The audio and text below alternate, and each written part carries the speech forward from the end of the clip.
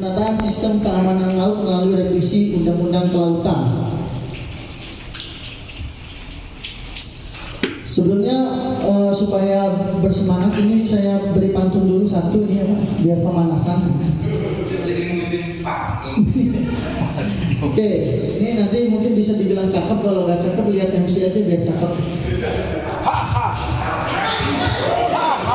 Oke, lautan biru sangat berarti. Cakep.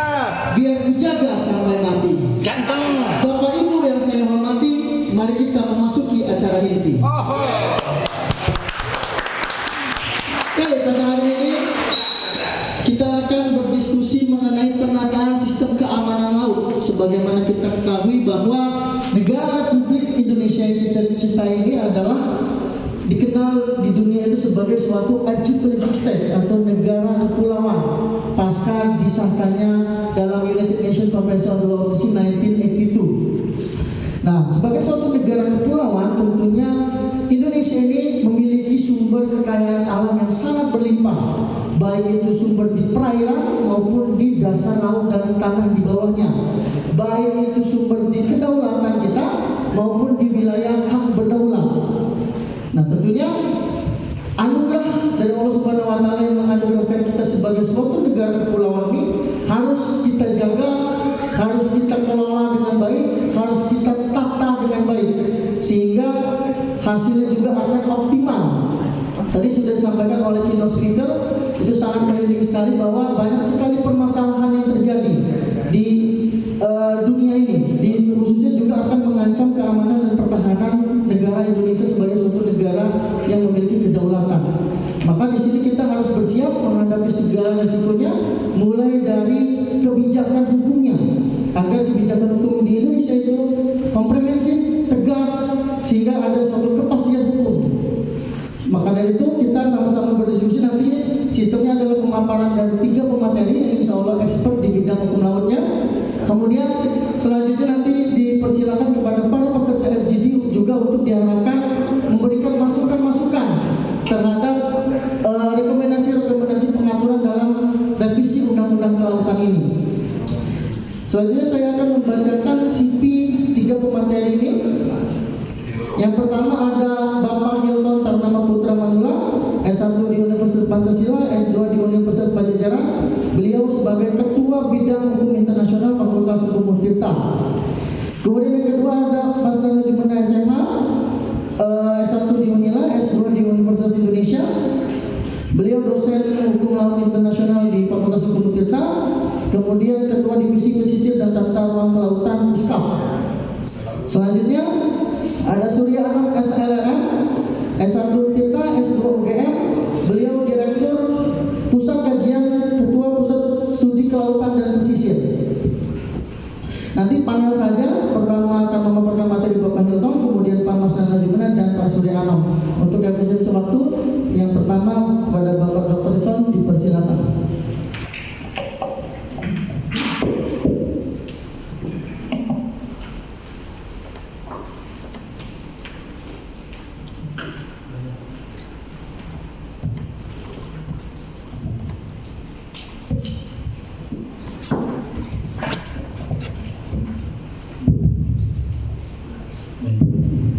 Bismillahirrahmanirrahim. Assalamualaikum warahmatullahi wabarakatuh.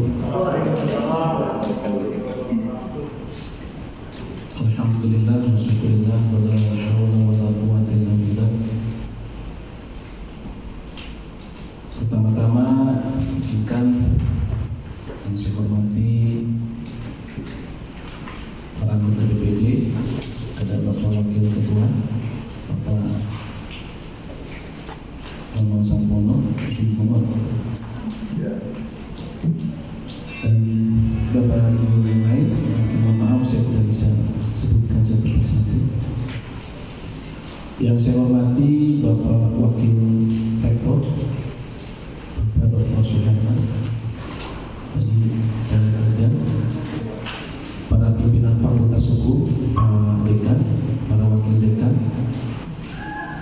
teman-teman dosen di lingkungan Fakultas Hukum Untirta, wabil khusus para guru besar dan juga para kesepuhan, ada Bapak Dr.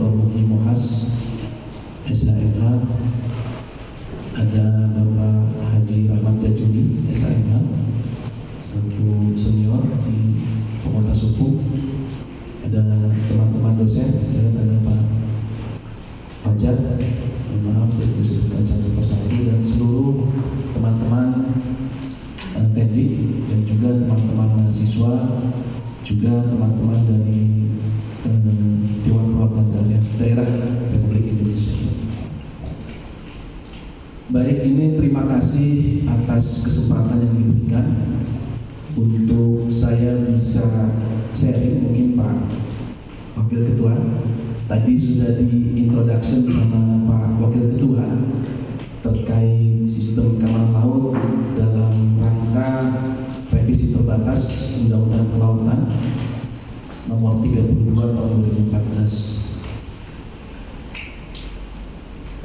Izinkan saya untuk sharing di mana perspektif atau latar belakang ilmuwan saya dalam bidang hukum internasional. Tadi Pak Wakil Ketua juga sudah mengungkap atau membuka ada clue terkait dengan UNCLOS 1982 yang sesuai dengan talk yang diberikan ke saya untuk menyampaikan terkait dengan law enforcement, terkait dengan penegakan hukum di wilayah laut. Maka dalam FGD revisi terbatas ini perlu juga sebetulnya, kenapa saya mengangkat dalam perspektif hukum internasional, karena suka atau tidak suka, mau tidak mau, tadi sudah disinggung, Indonesia merupakan bagian dari masyarakat internasional. Dan perlu diingat, Indonesia sudah meratifikasi International Convention on the Law of the Sea 1982. Artinya apa kalau sudah meratifikasi? Artinya Indonesia sudah terikat untuk melaksanakan segala ketentuan dalam konvensi.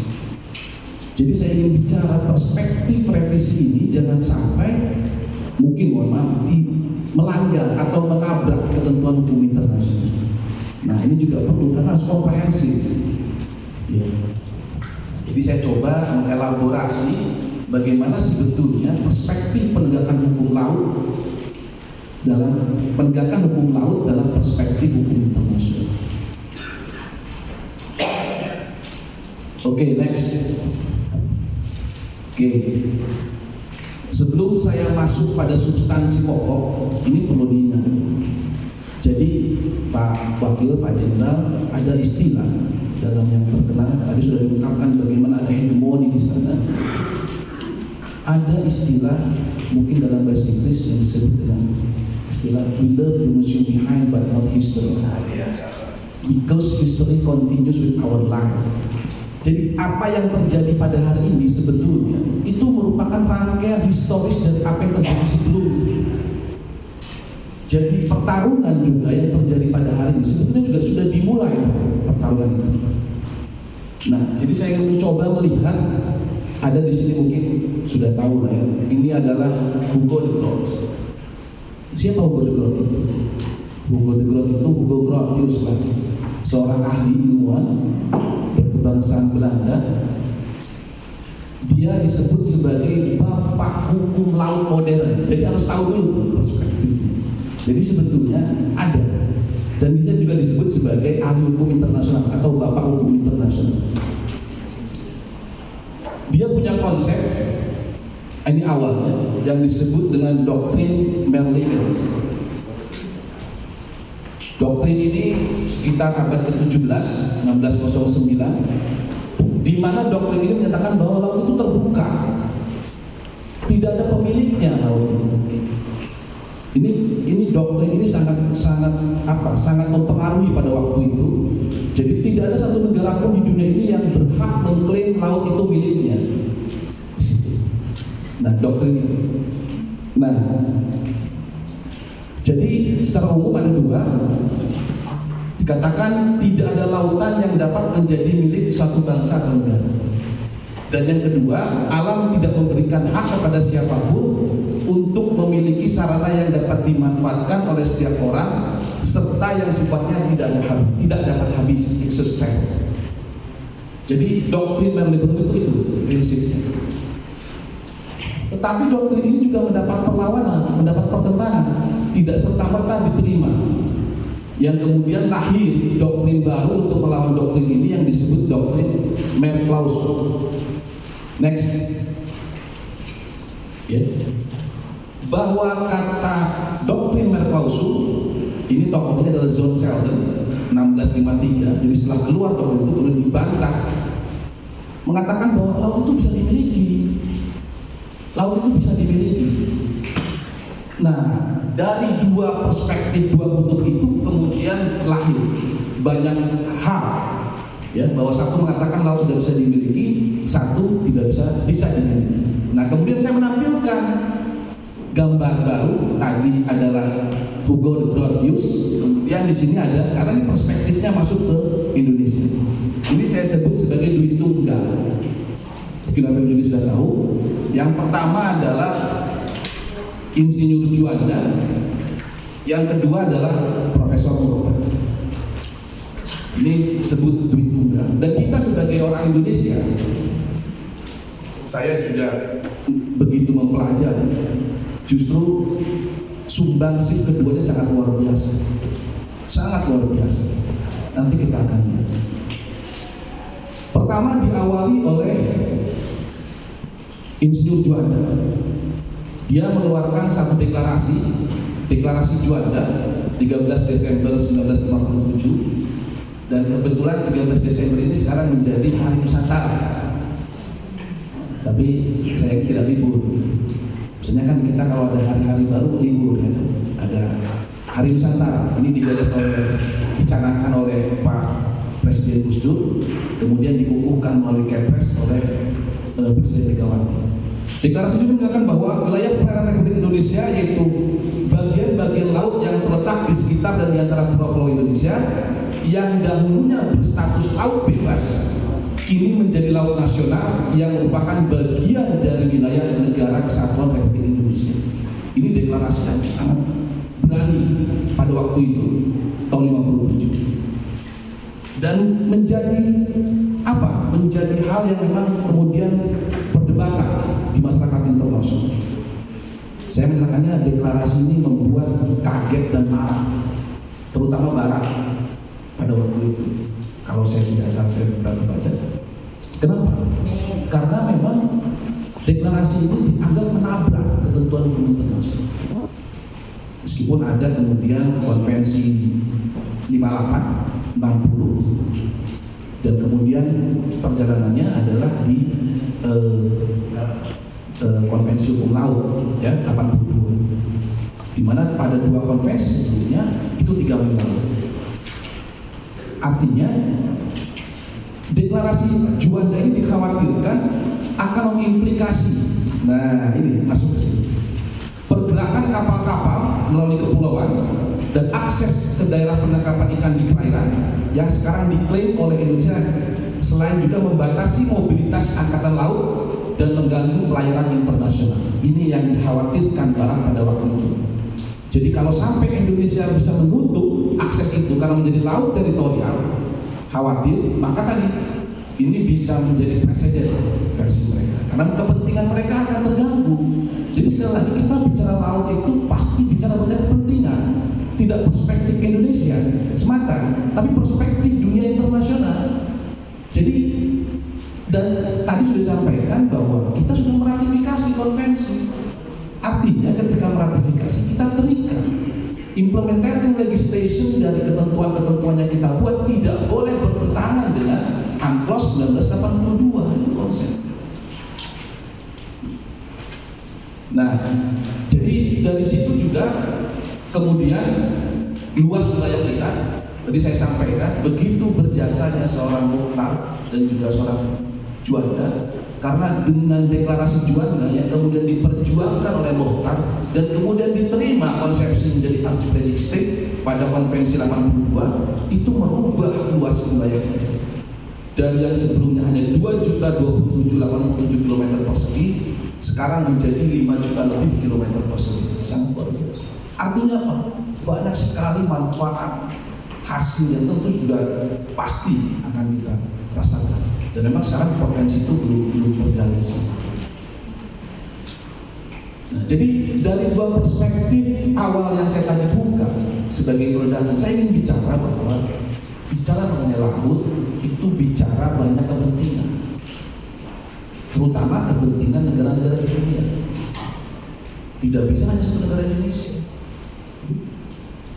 Memang ada tadi kita bagaimana harus menyusun untuk bagaimana undang-undang itu bisa mampu menjawab, karena memang sejatinya undang-undang dalam asasnya ketrack di after fact.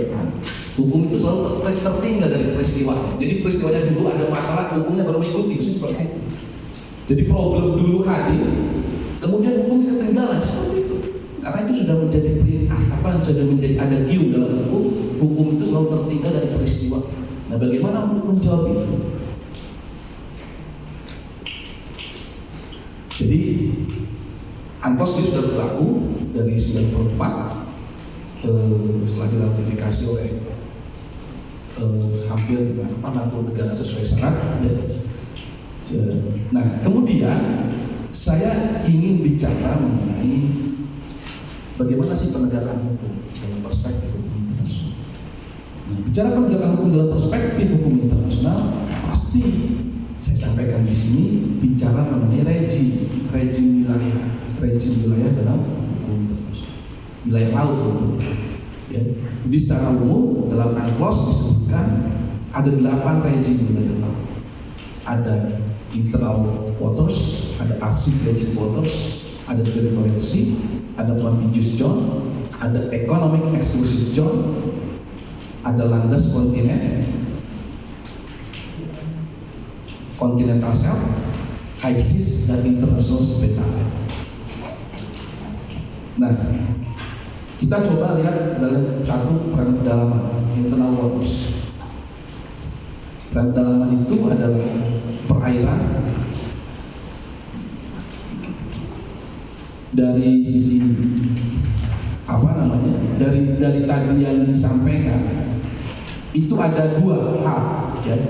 Ada 2 hal yang sangat substantif, ada yang disebut dengan zone atau kedaulatan penuh, ya. Ada juga sovereign, ya, seperti itu. Jadi pada wilayah-wilayah tertentu, ya, pada 3 wilayah ini kita memiliki apa yang disebut dengan sovereign, perairan kedalaman, perairan kepulauan, laut teritorial.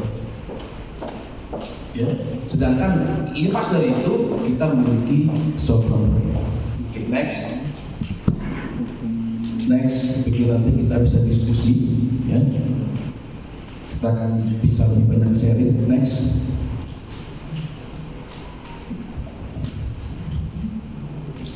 Oke.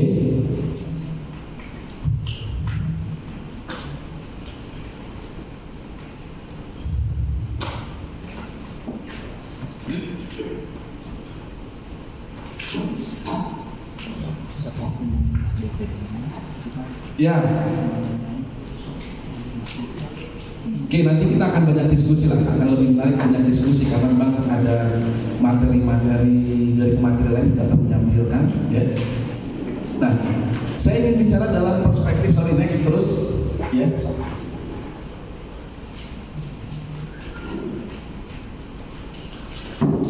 Nah, oke.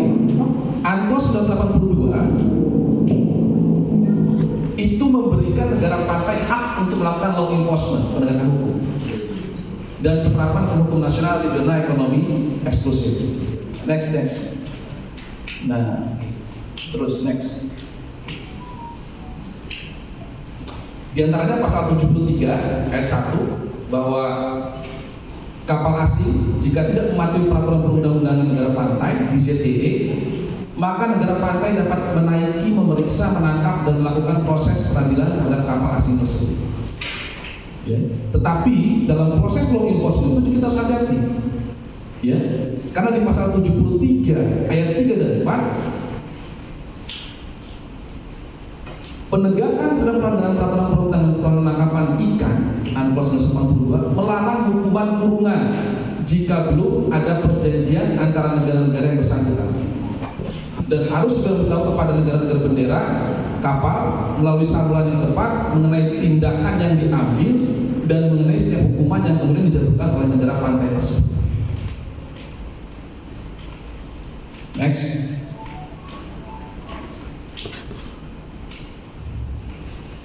Ini yang kemudian pada waktu itu ada pro kontra misalnya yang kemudian terjadi antara Menteri KKP Ibu Susi dan juga Menko Maritim dan Investasi Luhut Binsar Panjaitan secara langsung bahwa Luhut melarang untuk melakukan tindakan-tindakan penenggelaman kapal.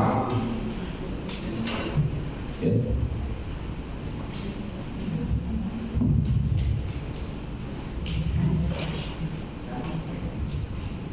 Kenapa seperti itu? Karena pada prinsipnya sebetulnya pasal 73 itu tidak secara detail membahas tentang boleh atau tidaknya menenggelamkan kapal pelaku IUU fishing. Tetapi kalau kita lihat secara keseluruhan pasal 1 sampai dengan 4 sangat jelas adanya hak negara bendera untuk mendapatkan notifikasi, pemberitahuan. Dan menurut KKP pada waktu itu kami sudah selalu memberikan pemberitahuan itu kepada duta-duta besar. Nah itu yang kemudian menjadi pro dan kontra terkait dengan penenggelaman kapal. Oke.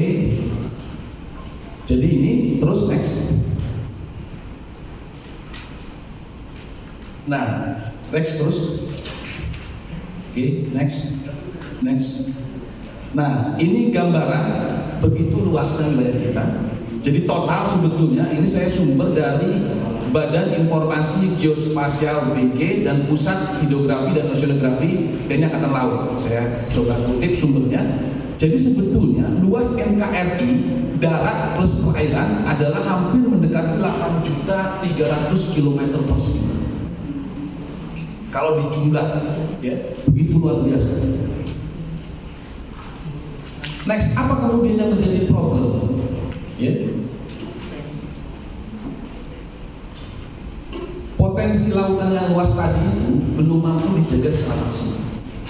Sementara aktivitas pemanfaatan wilayah laut untuk keperluan eksplorasi, eksploitasi, dan jasa transportasi itu semakin meningkat. Otomatis potensi pelanggaran juga semakin besar. Nah, karena saya bicara dalam perspektif hukum internasional, jadi perlu ada sinergi kebijakan antara hukum nasional dan hukum internasional, khususnya dalam hal penegakan hukum kelautan serta perikanan di Indonesia. Diperlukan persamaan persepsi tentang dimensi keamanan laut, khususnya bagi seluruh komponen bangsa yang memiliki tugas, fungsi, dan kewenangan di laut, agar action plan-nya dapat dilaksanakan tepat sasaran, terarah, dan terpadu.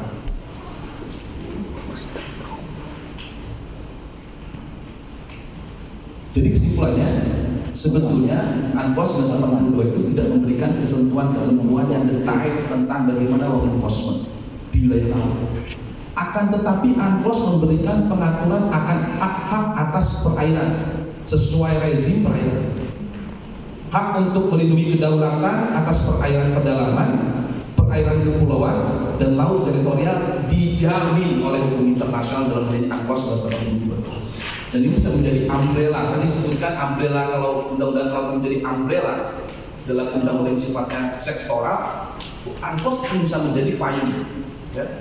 Untuk apa? Untuk tindakan-tindakan tegas hukum nasional negara-negara. Untuk ZTE, UNCLOS hanya memberikan guidance untuk memberikan notifikasi negara asal kapal pelaku atas tindakan-tindakan hukum negara pantai. Jadi itu sebagai sharing kita dari saya, mungkin kita nanti banyak diskusi. Sebelum saya tutup, ada pernyataan John Sheldon. Pengalaman sejarah membuktikan bahwa lautan dapat dimiliki oleh negara-negara yang memiliki kekuatan untuk menjaganya. Itu. Jadi terima kasih. Baik, terima kasih pemaparannya Bapak Ibu Tama. Jadi ada perbedaan penegakan hukum di wilayah laut, di kedaulatan dan juga hak berdaulat. Nah, selanjutnya pemateri kedua akan menjelaskan lebih ke permasalahannya dan juga rekomendasi solusi. Langsung saja kepada Pak Mas Nana Jumna, dipersilakan. Assalamualaikum warahmatullahi wabarakatuh. Assalamualaikum warahmatullahi wabarakatuh.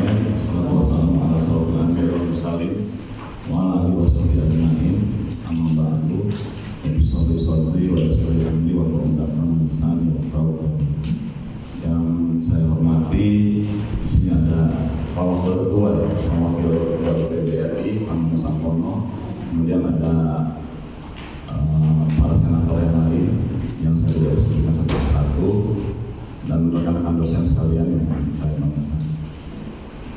Nah, jadi ini kalau tadi kata Pak Suryano, saya ini naik kelas teman-teman.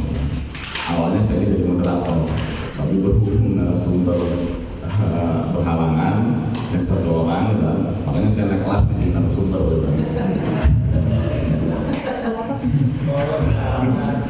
Tapi kebetulan karena memang kami ini adalah pengajar hukum laut internasional yang alhamdulillahnya di Fakultas Hukum Tirta ini menjadi mata kuliah wajib buat di fakultas, karena ada di beberapa fakultas hukum yang lain cuma jadi mata kuliah pilihan.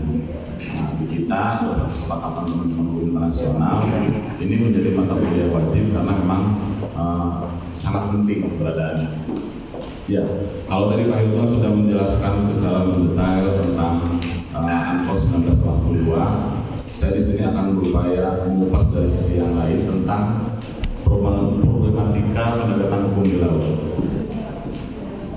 Oh ya, satu lagi saya dapat pesan juga ini Pak, karena kan ini kan pada awalnya adalah hanya akan melakukan revisi terbatas berkaitan dengan undang-undang kelautan.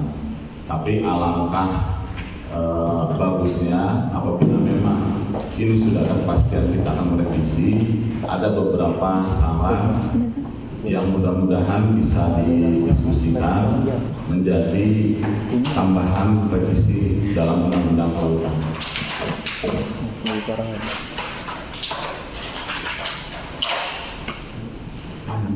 Bisa nggak? Aku nyambung.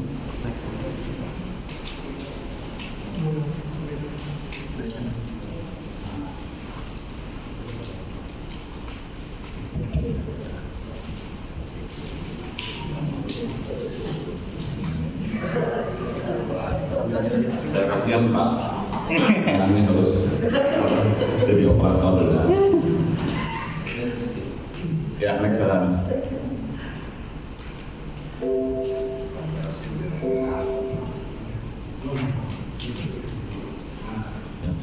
Ini persoalan kita hari ini. Jadi EU fishing, terus kemudian mungkin ada yang overfishing, terus kemudian berkaitan dengan tindak kejahatan lain yang ada di laut.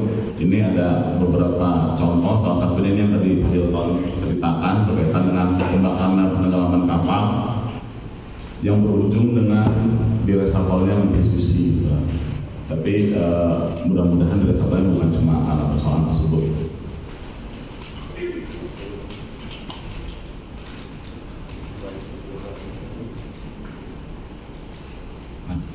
Kalau berdasarkan ANKOS 1982, zonasi wilayah Indonesia itu menjadi ada beberapa hal, yaitu perairan kepulauan atau perairan pedalaman, laut teritorial, zona tambahan, zona ekonomi eksklusif, dan landas kontinu. Ini adalah wilayah yang memang pasti dimiliki oleh negara pantai, terutama Indonesia. Dan jurisdiksinya terbagi dua, di mana ada kedaulatan atau kedaulatan secara penuh. Yang kedua adalah memiliki hak berdaulat.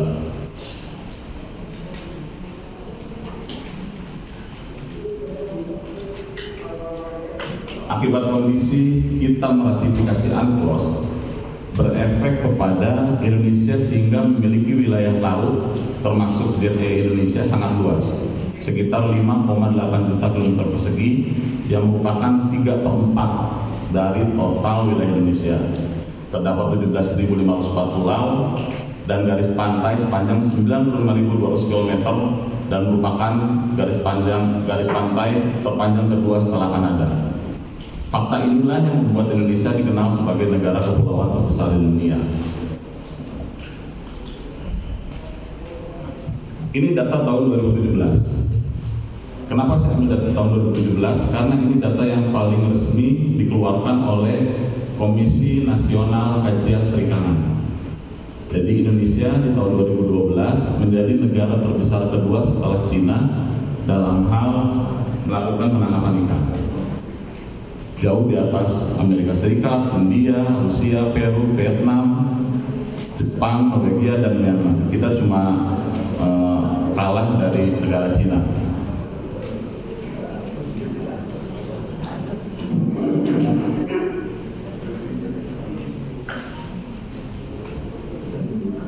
adalah beberapa permasalahan di laut kita hari ini. Dari mulai IUU fishing, terus kemudian penyelundupan barang, terorisme, penyelundupan narkoba, kemudian pembajakan atau bajak laut, dan penyelundupan orang atau human trafficking. Ini adalah permasalahan yang ada di laut hari ini yang kita sama-sama harus mencari solusinya dalam hal penegakan hukum. Kalau tadi disebutkan ada sekitar 17 undang-undang turunan atau yang terkait dalam undang-undang kelautan, kalau saya di sini lebih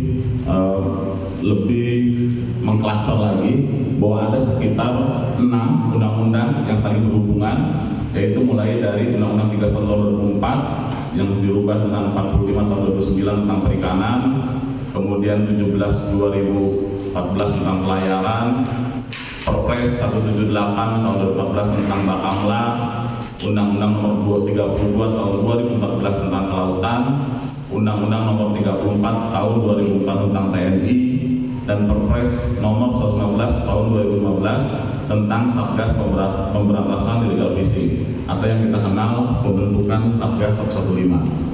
Jadi 6 ketentuan ini yang saling terikat, saling terkait, berkaitan dengan penegakan hukum di laut.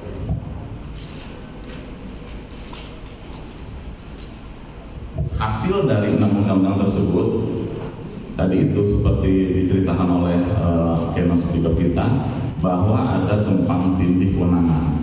Akhirnya muncul 7 lembaga penegak hukum, dari mulai TNI Angkatan Laut, kemudian Polri dengan Direktorat Kepolisian Perairannya, KKP dengan Dirjen PSDKP-nya, kemudian Kementerian Keuangan dengan Dirjen Bea Cukai, Bakamla, Satgas 115, dan tambahannya ada dari Kementerian Perhubungan dengan Dirjen Perhubungan Laut. Ini adalah efek dari keterkaitan 6 undang-undang tersebut. Akhirnya memunculkan ada 7 lembaga penegak hukum yang sampai dengan hari ini, saya ingat sekitar 3 tahun yang lalu kita sempat kunjungan ke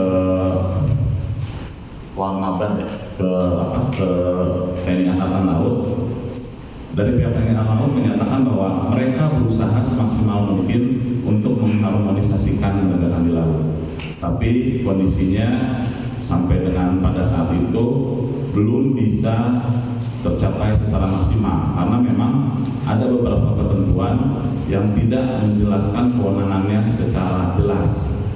Salah satunya adalah di Undang-Undang tentang Kelautan berkaitan di pasal 62 tadi.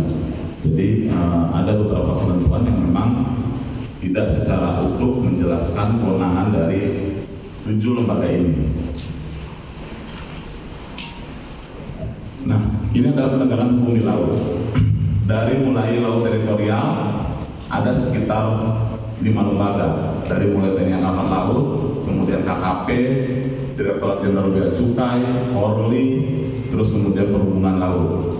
Kemudian naik ke wilayah zona tambahan 24 mil laut, ada TNI Angkatan Laut masih ada di sana, kemudian KKP, kemudian Direktorat Jenderal Bea Cukai.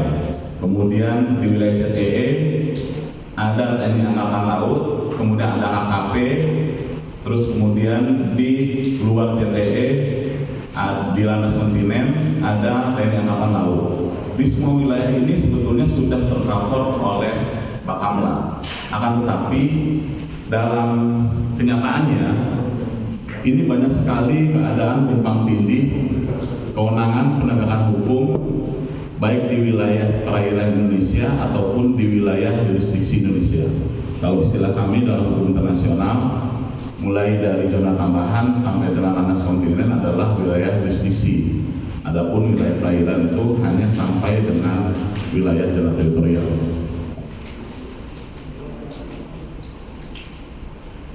Ini beberapa permasalahan penegakan hukum di laut. Paling pertama adalah permasalahan wilayah perbatasan. Sampai dengan hari ini ada beberapa titik, banyak malahan titik perbatasan kita dengan wilayah negara lain belum terselesaikan perjanjian. masih menjadi PR dari Kementerian Luar Negeri, Kementerian Dalam Negeri, terus kemudian pihak-pihak lain yang terkait dalam permasalahan tersebut. Terus kemudian permasalahan yang kedua adalah ini sebetulnya bukan cuma di laut, di hampir semua lini ada penegak hukum dengan tindakan korupnya. Terus kemudian ada tumpang tindih kewenangan antar instansi. Tadi yang 7 instansi itu kewenangannya saling tumpang tindih karena memang nggak ada guidance yang jelas berkaitan dengan kewenangan mereka. Terus kemudian pengadilan perikanan yang belum efektif.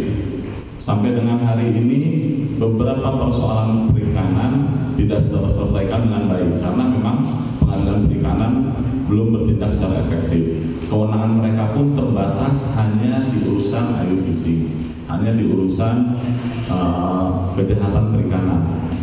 Padahal di laut banyak kejahatan yang lain, seperti tadi ada human trafficking, ada penyelundupan barang. Akhirnya penyelesaiannya adalah secara parsial. Ada yang diselesaikan melalui pengadilan umum, ada yang diselesaikan melalui pengadilan perikanan. Terus kemudian disharmonisasi dalam ketentuan hukum internasional. Ini salah satu yang paling urgent adalah menyambung tadi tindakan penenggelaman dan pembakaran kapal, bahwa kalau IUU fishing itu dilakukan di wilayah JTE Indonesia, maka secara otomatis Indonesia tidak memiliki hak sedikit pun untuk melakukan pembakaran dan penenggelaman kapal. Kenapa? Karena amanat dalam UNCLOS 1982, apabila tindakan IUU fishing dilakukan di JTE adalah dilakukan pro-release atau pelepasan dengan segera, dengan cara kapal asing tersebut memberikan reasonable loan atau uang jaminan yang memang harus ditetapkan. PR-nya adalah sampai dengan hari ini Indonesia belum pernah memberikan aturan hukum, acuan, peraturan pemerintah, perpres, undang-undang atau apapun itu namanya berkaitan dengan berapa sih denda yang harus dibayar ketika akan dilakukan pelepasan segera. Sedangkan amanat UNCLOS 1982 itu harus dilakukan. Makanya sempat terjadi perdebatan apakah yang dilakukan oleh Kementerian KKP pada waktu itu legal atau ilegal, walaupun dengan cara ditarik ke wilayah laut teritorial kita kemudian baru ditenggelamkan. Jadi permasalahan adalah sudah selesai dulu persoalan hukum berkaitan dengan kapal-kapal asing tersebut, karena bahasa di Undang-Undang 45-nya bahwa yang ditenggelamkan itu cukup dengan hanya bukti permulaan awal yang cukup. Jadi tidak sampai dengan dilakukan peradilan atau keputusan pengadilan, terutama keputusan pengadilan perikanan. Terakhir saya diskusi dengan ada salah satu hakim pengadilan perikanan, merasa tidak pernah melakukan penyelesaian sengketa berkaitan dengan pencurian kapal ikan asing di wilayah JTE, karena hakim pengadilan perikanan pun kesulitan dalam hal menentukan berapa besaran nilai denda tadi, karena kewajibannya adalah melakukan pelepasan secara segera, bukan melakukan tindakan yang lain. Nah, kemudian permasalahan yang keenam adalah objek penegakan hukum yang sulit ditembus oleh hukum. Ini maksudnya adalah pelaku-pelaku kejahatan tersebut sulit untuk ditembus oleh hukum. Yang ketujuh adalah lemahnya koordinasi antar penegak hukum. Jadi kadang-kala selain tumpang tindih, mereka tidak berkoordinasi apabila menyelesaikan atau menindak pelaku pelanggar hukum.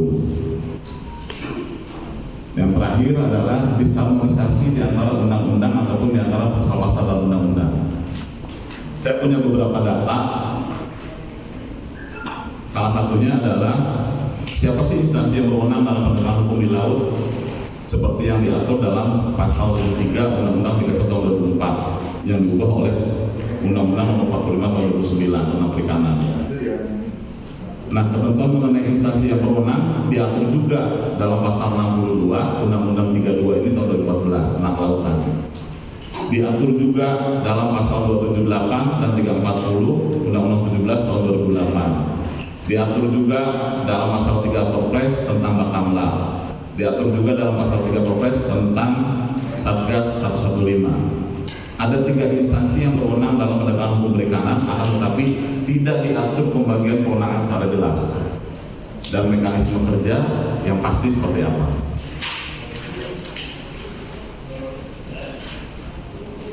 Solusi dari permasalahan tersebut adalah pertama, selesaikan semua perjanjian batas wilayah dengan negara lain.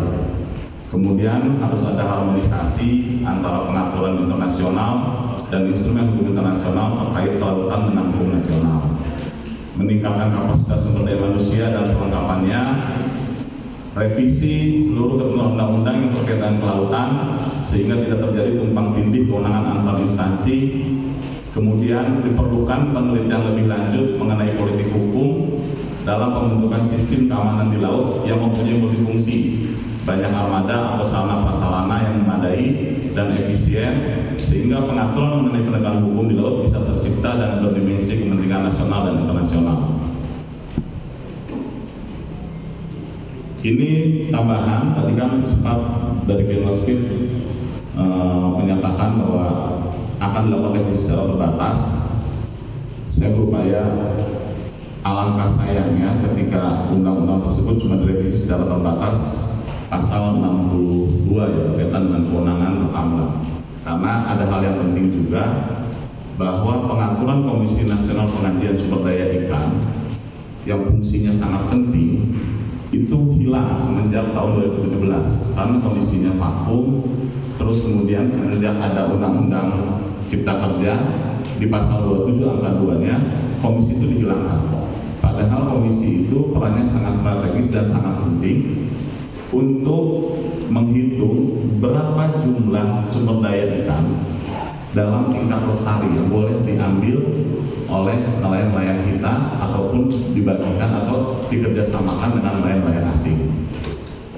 Terus kemudian saran yang kedua adalah buat hal yang lebih khusus berkaitan dengan penegakan hukum di laut, terutama hukum acara di laut. Ini menggunakan teori-teori hukum responsif. Yang ketiga adalah harmonisasi dengan ketentuan hukum internasional. Ya tadi itu salah satunya, kita di wilayah JTE aja penyelesaiannya tidak sesuai dengan UNCLOS 1982. Ini masukan aja. Di buku ini banyak dibahas tentang Ian Urbina. Ini salah satu reporter di New York Times. Dia banyak membahas tentang kejahatan di laut, dan kalau kita baca secara mendetail kita akan kalau bahasa ngeri gitu kan. Ternyata kejahatan di laut itu jauh lebih besar daripada kejahatan yang ada di depan mata kita di darat. Jadi kejahatan laut itu jauh lebih banyak dan jauh lebih besar dan jauh lebih menimbulkan efek besar. Ini ada adagium dari Cornelis Terre Potestas Finitur Ubi Finitur Amor, bahwa kedaulatan teritori itu akan berakhir di mana kekuatan senjata berakhir. Dalil ini diungkapkan di bukunya De Dominio Maris Terrestio yang terbit pada tahun 1703, secara tegas mengingatkan kepada kita semua negara bahwa yang memiliki wilayah laut, bahwa kedaulatan suatu negara di laut sangat tergantung kepada kemampuan negara tersebut melakukan pengawasan secara fisik terhadap wilayah laut yang dikuasainya.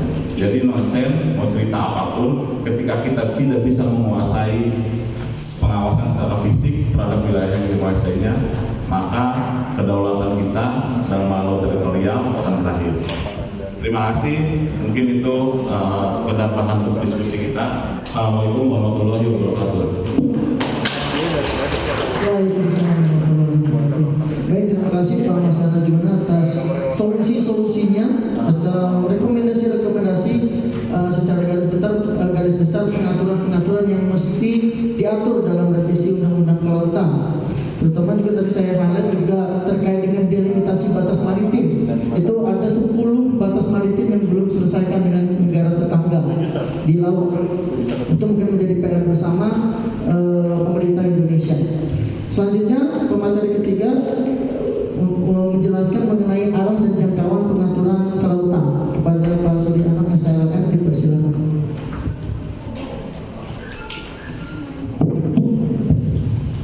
Baik, terima kasih Pak Senator. Bismillahirrahmanirrahim. Assalamualaikum warahmatullahi wabarakatuh.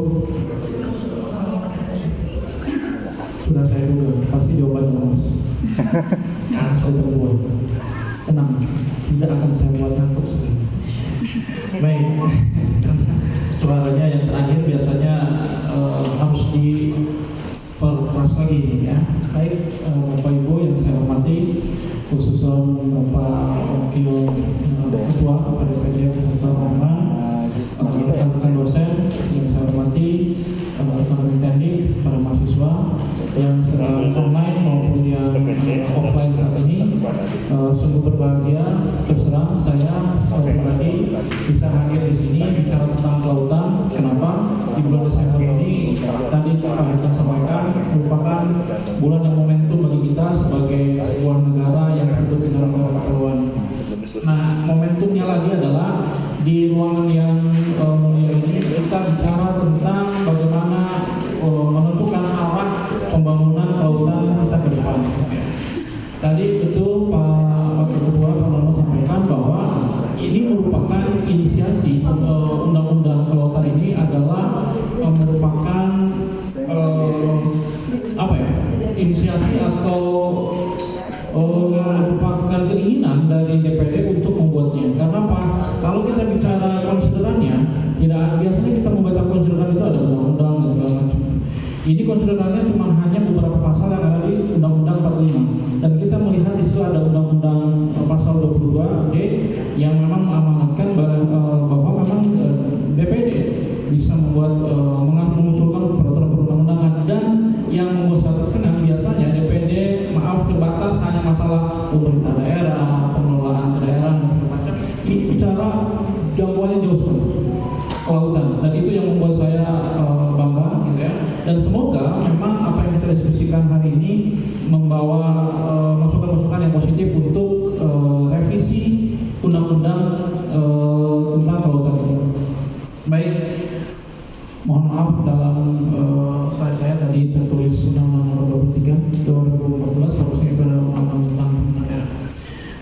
Baik, bicara tentang peraturan kelautan di Indonesia, sebenarnya ini juga tadi sudah sampaikan oleh beberapa pemateri bahwa memang mohon maaf Pak Ibu, saya izin berdiri ya, karena saya tidak biasa mengajar cuma pada saat online saja mengajarnya duduk, dan biasanya seperti ini. Mohon maaf izin. Boleh Pak, sampai nanti. Oke Bu, dengan kondisi saya seperti ini sebenarnya boleh ya kan, Ibu juga sekarang sudah mulai. Baik, sebelum kita meratifikasi ANKLOS, kita ada yang namanya TJKO. Kita semua pasti mengetahui itu, orang-orang kelautan mengetahui itu.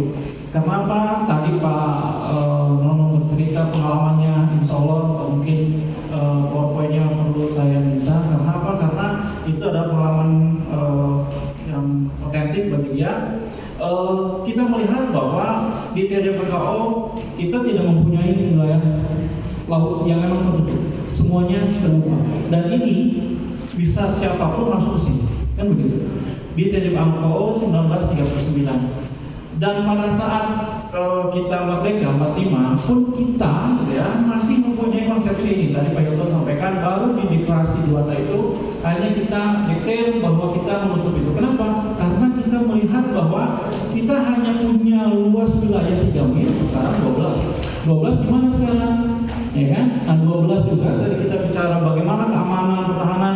Jangan lupa tentang peran serta pemerintah daerah. Kenapa? Karena di 12 di Undang-Undang Pemerintahan Daerah itu masih dipegang oleh provinsi.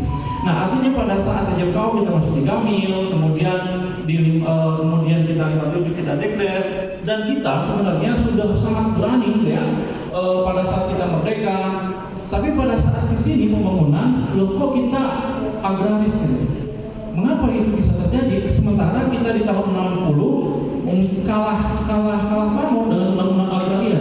Padahal di tahun yang sama kita punya undang-undang perairan, kan begitu. Kemudian Kemudian sebelum UNCLOS ada, semua menyepakati bahwa ini hukum internasional berkaitan laut, kita sudah mendeklar tentang landas kontinen. Di bawah laut kita sudah deklar dengan undang-undang. Bahkan waktu itu kita bisa belum menentukan di mana titik landas kontinen, GTE dan segala macam. Nah, sebenarnya Indonesia mempunyai keberanian ini, dan saya berharap dan saya berkeyakinan pada saat kita bicara tentang revisi keamanan kelautan, kita mempunyai keberanian yang sama, ya. Dalam konteks misalnya pembuatan lembaga-lembaga untuk melakukan itu. Kemudian setelah ratifikasi, nah ini agak sedikit kita harus pelan-pelan Bapak Ibu, bahwa berkaitan dengan tentang penataan sistem keamanan laut melalui revisi, ya, melalui revisi Undang-Undang 32. Ini kita bicaranya revisi. Sementara bicara tentang kelautan yang antar sektor itu, kita mempunyai tadi ada 17 gitu ya. Kalau dalam hal ini yang saya sampaikan ada 6 yang menurut saya yang biasa populer gitu ya.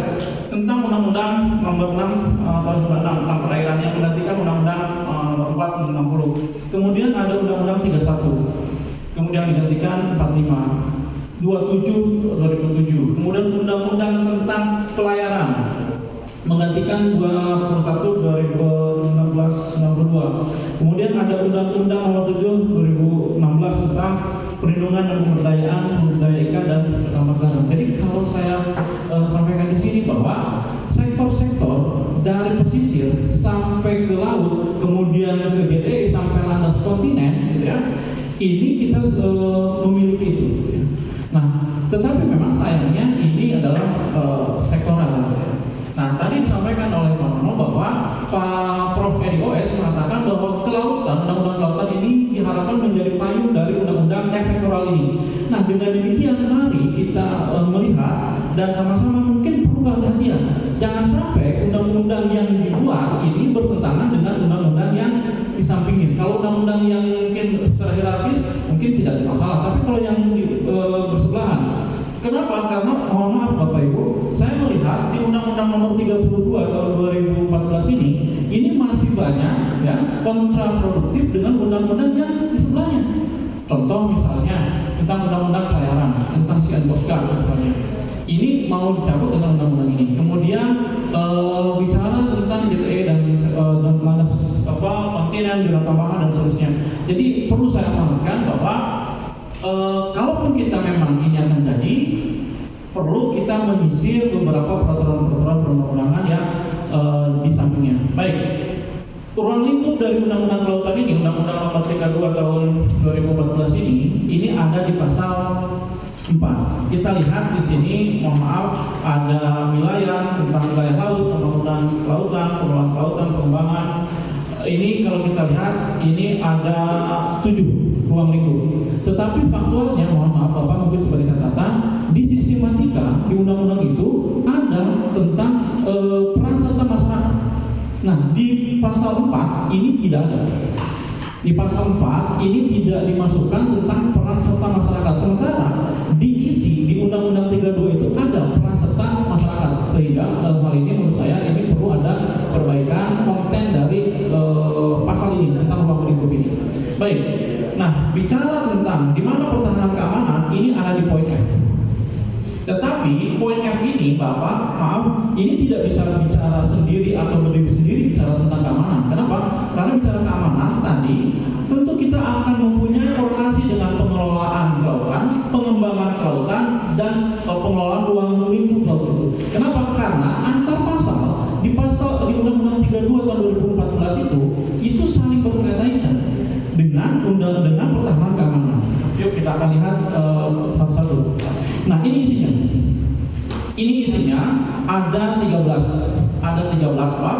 Tadi saya sampaikan bahwa di ruang lingkup itu tidak ada tentang peran serta masyarakat, sementara kontennya ada di situ di bab 11 ini hanya sekedar masukkan saja berkaitan dengan hal ini. Karena ini isinya bab. Berarti kalau bab berarti harus dimasukkan kepada yang tadi.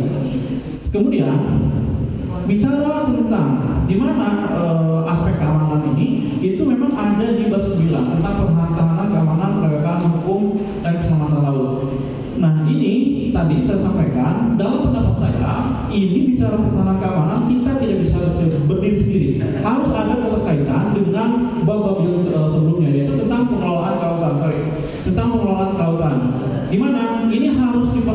bab 16. Nanti kita akan lihat mengapa bab 16 menjadi pusat perhatian dan itu harus kita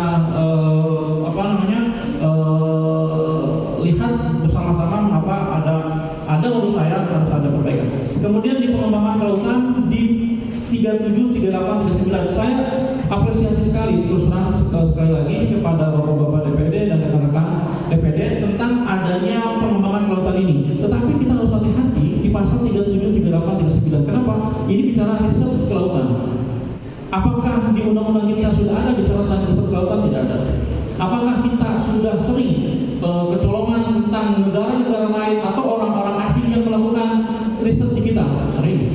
Contoh, kita pernah kecolongan adanya AUV, ya Pak ya, Automatic Underwater Vehicle, drone bawah laut, gitu ya.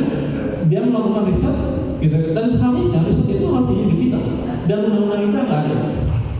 Ya, nah dengan demikian maka ini perlu di 3738 riset ini jangan hanya ngambang Pak, maaf di undang-undang ini, jadi harus dipertegas. Kemudian pertahanan keamanan dia itu adalah di pasal 59 dan pasal 62. Kemudian ketentuan peralihan di pasal 71. Sengaja juga Pak sebenarnya saya berdiri, jadi Pak moderator tidak bisa memberikan kata saya, memperingatkan saya harus segera off. Karena saya masih banyak yang saya 5 menit lagi. Baik. Ini yang tadi saya sampaikan. Mengapa harus kita hati-hati pasal 16? Lihat, pemerintah mohon maaf videonya diturunkan ke bawah. slide-nya. Oke, pemerintah mengatur pengelolaan sumber daya wilayah perairan dan wilayah jurisdiksi serta menjalankan pengaturan sumber daya kelautan berdasarkan kerjasama dengan negara lain dan hukum internasional. Nah, berarti ini tadi Pak Ibu sampaikan garis besarnya adalah berdasarkan kerjasama dan hukum internasional. Yuk kita harus sepakat dengan hal itu. Kemudian tentang riset tadi, kemudian penegakan hukum. Nah, penegakan hukum itu ya kata pasal 59 ini amanat loh Pak, gitu ya. Kenapa? Harus sesuai dengan ketentuan peraturan perundang-undangan dan hukum internasional. Di undang-undang sektoral yang tadi tidak ada kalimat itu. Jurisdiksi dan penegakan kedaulatan harus hukum terhadap kapal asing. Tadi saya sampaikan, Pak Jumna sampaikan, dan ini merupakan juga judul disertasinya beliau tentang From Release and Reasonable Bond, pasal 73 Anclos ayat 3 berkaitan dengan hal ini, gitu ya. Apakah memang, gitu ya, kita sudah menjangkau itu?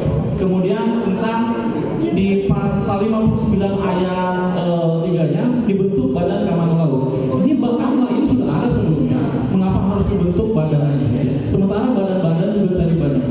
Kemudian kita punya Sea and Coast Guard di undang-undang pelayaran. Ya, tetapi itu kenapa tidak terjadi? Jangan sampai emang mengamanatkan dibentuk Badan Keamanan.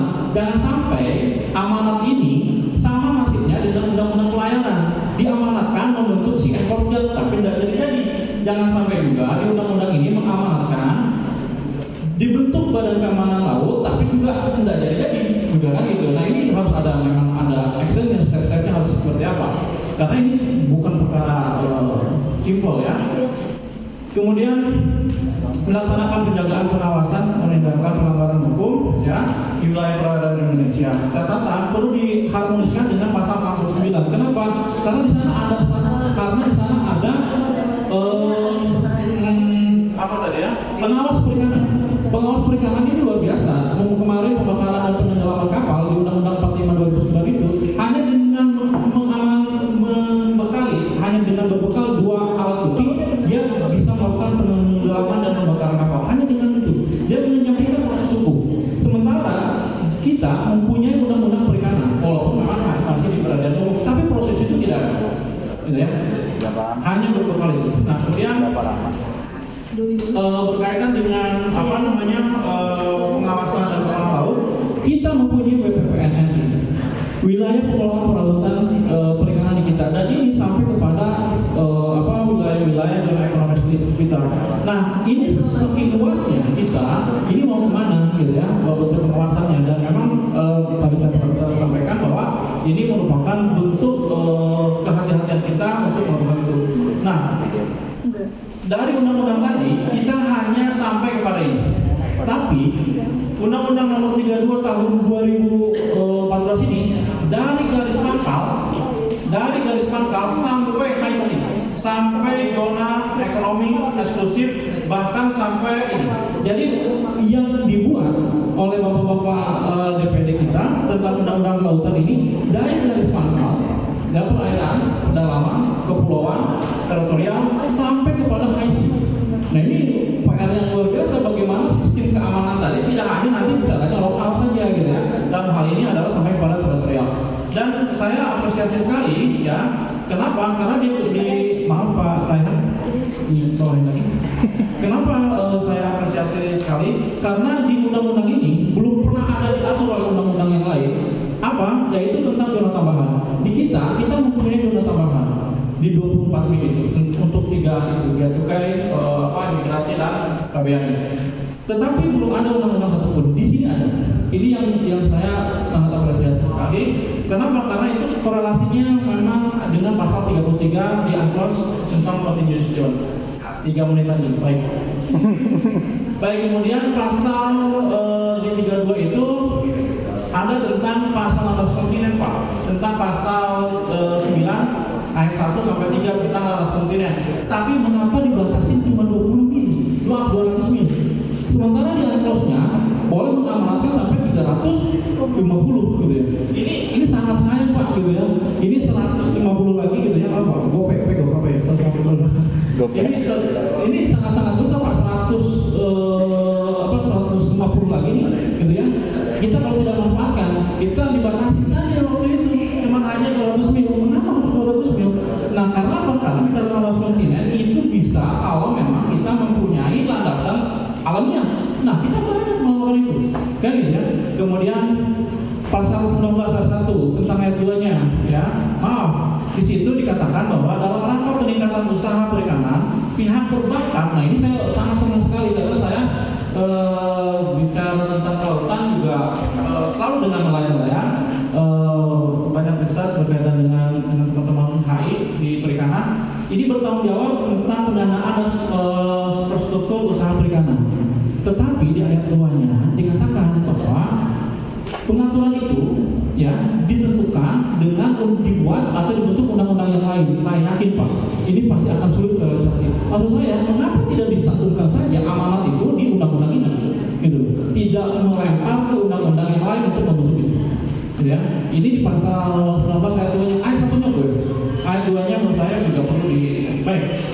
Nah, berkaitan dengan yang tadi ya, berkaitan dengan perikanan ya dan segala macam, apalagi kita bicara tentang pasal 10 tentang laut lepas tadi saya sampaikan bahwa jangkauannya ini dari batas sampai kepada laut lepas. Ini kita harus melihat bahwa memang DPD ataupun pemerintah atau legislatif ini ingin melihat kita ini para nelayan tidak hanya meributkan gitu ya perikanan yang ada di teritorial atau DTE, tapi bagaimana bisa menjangkau itu ke laut lepas. Nah dengan demikian maka di laut lepas kita ini harus concern dengan RFMO gitu tuh. Kita sudah melakukan ini dulu gitu ya. Koordinasi dengan itu. Kenapa? Karena RFMO atau Regional Fisheries Management Organization ini yang mengatur itu Pak. Mohon maaf. Jadi kita yang punya wilayahnya, kita punya ikannya, tapi yang ngatur mereka gitu. RFMO ini. Ya, berapa banyaknya, berapa jumlahnya yang harus ditangkap oleh mereka ya, oleh kita dan negara-negara. Dan Indonesia itu telah menjadi anggota dalam RFMO itu ada 3, yaitu di AOTC, kemudian CCSBT, kemudian WCPFC. Ini kalau kita lihat Pak, ini kita ada di sini. Indonesia ada di sini. Indonesia di sini perikanan kita diatur di Samudra Hindia oleh IOTC, kemudian CCSBT, kemudian WMO. Dan ini kalau kita mau mengatur tentang perikanan kita di laut lepas, maka kita juga harus mempunyai koordinasi dengan mereka. Dan ini juga tugas yang tidak mudah. Kenapa? Karena memang amanatnya kita sudah menjadi full member di sana IOTC. Dan ini kalau kita tidak manfaatkan, kita bayar ke mereka Pak. Setiap kita menjadi anggota organisasi internasional ada hak dan kewajiban yang kita tunaikan. Minimal membayar iuran. Kita bayar iuran tapi kita tidak memanfaatkan perikanan di sana ya sama saja boros. Kemudian kita juga punya bagian daripada sisi SPT kemudian WFCT. Nah dengan demikian maka simpel saja saran saya berapa menit lagi? Habis. Baik, ada 3. Yang pertama adalah perlu diperhatikan kemungkinan adanya pertentangan material dengan undang-undang sederajat khususnya berkaitan dengan badan pembentuk. Kenapa? Karena tadi kita banyak ini walaupun semangatnya dalam Kor itu adalah menggantikan CN Coast Guard dan membentuk CN Coast Guard, tapi itu ada di undang-undang pelayaran, mau ditarik mau dicabut dengan undang-undang kita. Kemudian perlu menetapkan sistem hukum penegakannya di JTE, karena tadi jangan sampai itu menjadi barometer keburukan kita di mata negara lain berkaitan bahwa kita barbar melakukan pendalaman dan pembakaran kapal, karena di Antarctica tidak mengamanatkan, cuma diamanatkan di 45 dan itu di 45 pun hanya untuk teritorial, tetapi untuk di JTE-nya adalah provinsi dan Basin Global. Ya. Kemudian perlu adanya regulasi untuk mengoptimalisasi kerjasama dengan FPO berkaitan dengan perikanan di JTE dan MIC. Mungkin demikian Bapak Ibu presentasi singkat saya. Mohon maaf kalau saya agak sedikit ngebut-ngebut begini, ya, karena memang di time bom oleh Pak Moderator. Terima kasih. Assalamualaikum warahmatullahi wabarakatuh. Baik, terima kasih Pak Suryana Besaranan atas penjelasannya. Mungkin selanjutnya kami kasih kesempatan untuk para peserta FGD juga untuk memberikan pendapat-pendapat atau saran-saran jika ingin memberikan suatu rekomendasi pada Bapak dan Ibu sekalian. Dipersilakan. Oke, Pak Haji Mui, Pak Haji Pasir dan Pak Haji Jalil.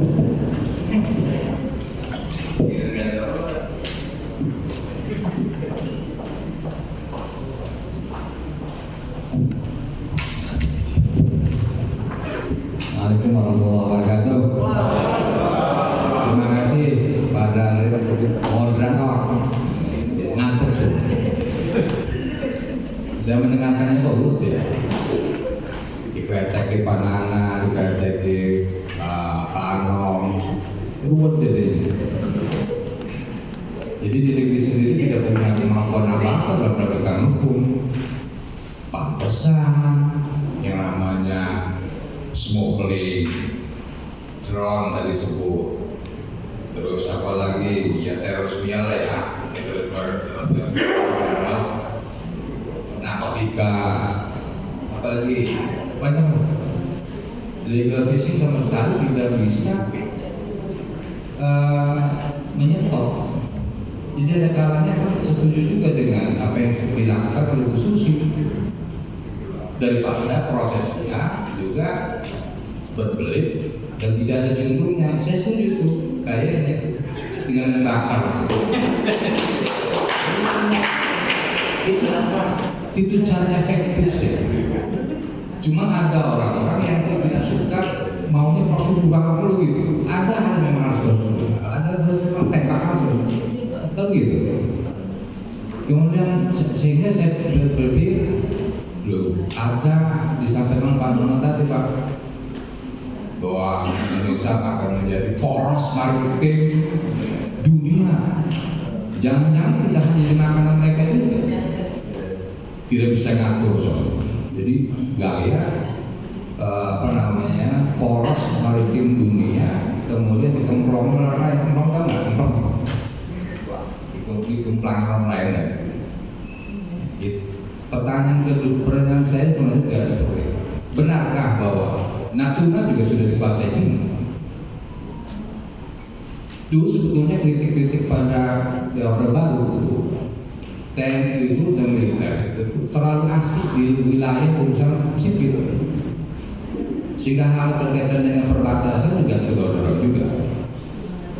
Jangan-jangan seperti itu sekarang gitu. Dia tidak di depan, cuma dipikirkan kan. Jadi ya apa silakan dulu itu. Kalau di undang-undang seperti tadi, ya disampaikan rentan banget tadi itu. Jadi ngurusin apa kita sebetulnya ya? Sementara kita sendiri juga sering dibilang bahwa tongkat dan bakso jadi nama. Tapi kekayaan itu grup orang lain. Di baru kemarin juga, Malaysia juga nyolongin nikah. Kok bisa gitu? Itu berlanjut terus gitu.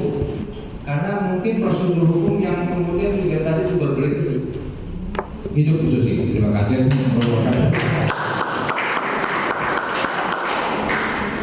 Oke, langsung ditanggapi terlebih dahulu atau Bu Angelia dulu.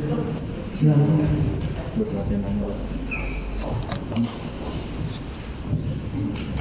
Terima kasih kepada Pak Moderator. Bismillahirrahmanirrahim. Assalamualaikum warahmatullahi wabarakatuh. Saya mau bertanya dan sekaligus juga mau memberikan sedikit tanggapan. Yang ingin saya tanyakan yang pertama adalah di negara kita sebetulnya siapa yang memiliki kewenangan yang berkaitan dengan sistem keamanan laut? Yang kedua, apakah dimungkinkan DPD mengajukan RUU ini yang menurut pendapat saya RUU ini di luar kewenangan dari DPD, karena sudah sangat jelas kewenangan DPD dalam Undang-Undang Dasar Negara Indonesia tahun 1945 itu sudah terjabarkan dengan jelas. Karena jika kita kaitkan dengan Undang-Undang 23 tahun 2014 tentang pemerintah daerah yang berbicara mengenai kelautan, itu hampir semua kewenangannya ditarik ke pusat, gitu. Hanya sedikit kewenangan yang dimiliki oleh daerah yang berbicara mengenai kelautan.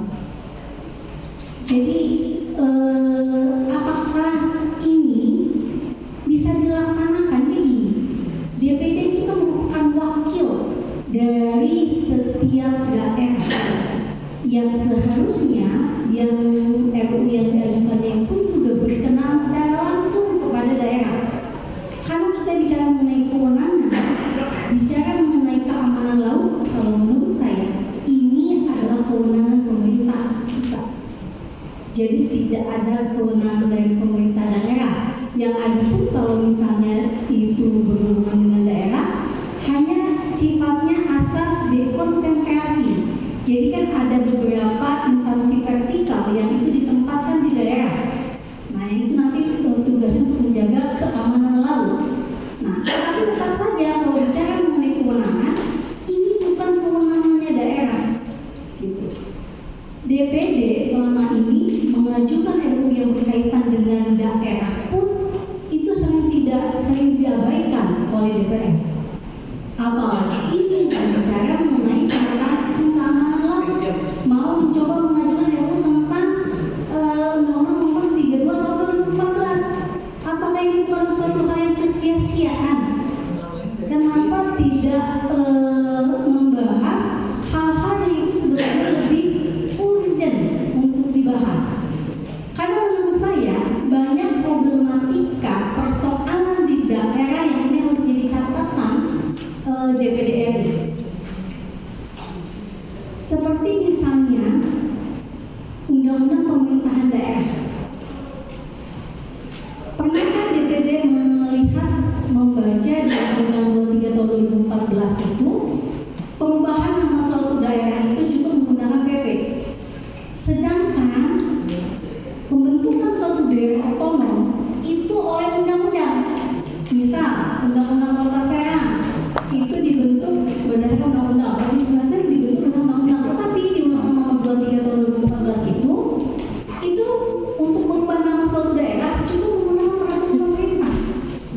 Untuk merubah ibu kota suatu daerah cukup menggunakan peraturan pemerintah. Sedangkan di undang-undangnya itu misalnya seperti Provinsi Banten diberdiri ini kan ibu kotanya disebutkan di Kota Serang.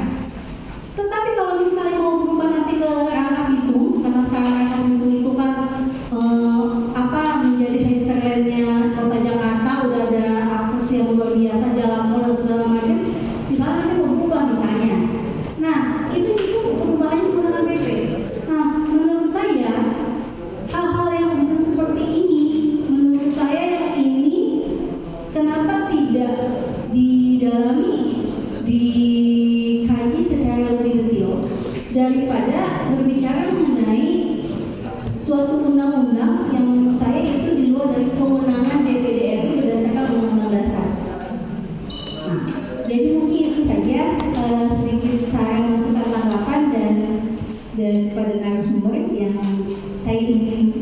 pendapatnya. Seperti itu, terima kasih. Terima kasih Ketua Bidang Hukum Tata Negara. Selanjutnya Ketua Bidang Hukum Administrasi Negara.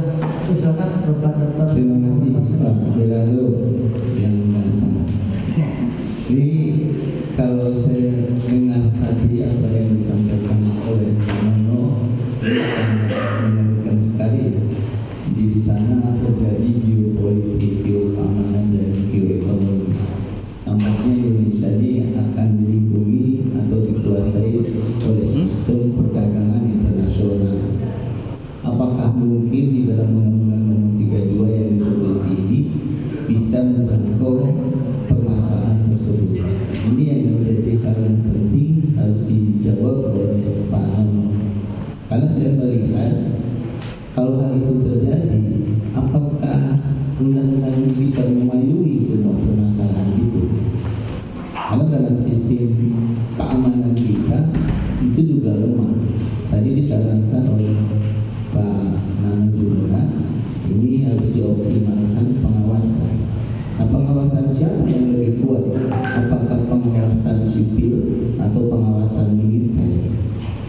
Dalam posisi letak geografis Indonesia ini sangat luas, bukan saja laut, tapi didampingi juga oleh dua benua yang sangat luas dan juga dua samudra yang sangat luas.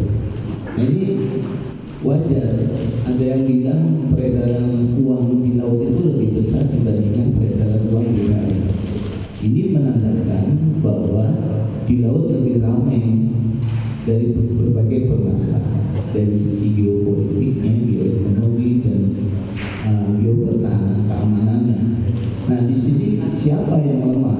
Apakah sipilnya, apakah militer, ataukah memang undang-undang yang mengatur yang berkaitan dengan kelautan yang begitu luas di Indonesia ini lemah, tidak mempunyai kekuatan yang mengikat bagi khususnya karena sumber kelautan ini adalah menjadi tanggung jawab negara.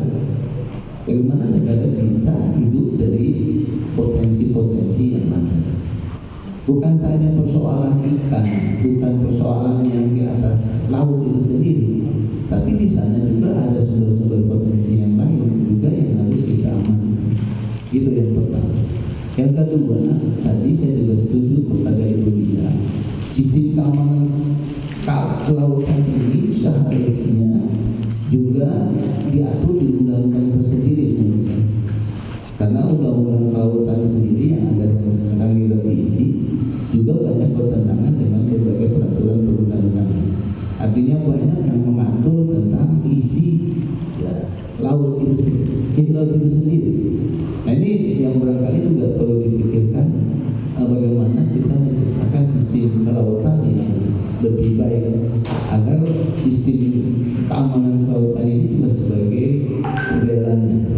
Jadi kalau sistem keamanan laut ini setara dengan UNCLOS dibuatnya gitu, jadi bisa menjangkau secara keseluruhan. Nah itu. Dan ketiganya adalah berkaitan dengan Undang-Undang Nomor 32 Tahun 2014. Di bab 9 tadi Pak Suryano cukup bagus. Saya melihat bukan saja pada pasal 60, pasal sebelum dan selanjutnya juga ini harus benar-benar diperkuat karena memang Undang-Undang Nomor 32 ini ingin menunjukkan eksistensi kita sebagai bangsa yang menguasai laut. Gitu.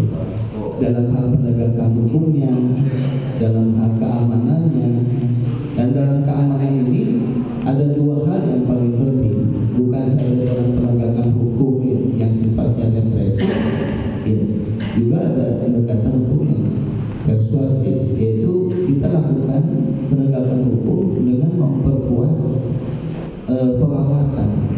Nah, ini oleh siapa pengawasan yang bisa memperkuat wilayah kelautan ini bisa menjadi kita sebagai bangsa Indonesia yang punya integritas terhadap laut itu.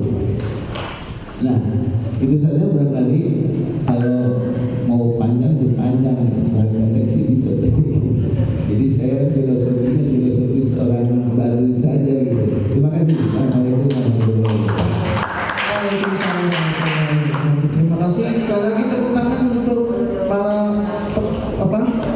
berkenannya dan juga komentarnya. Luar biasa nih, antusias sekali karena saya melihat komentar dari 3 perspektif ya, pidana, KPN dan juga HAM. Oke, masih saja ditanggapi oleh para narasumber. Siapa dulu? Pak Direktur dulu mungkin.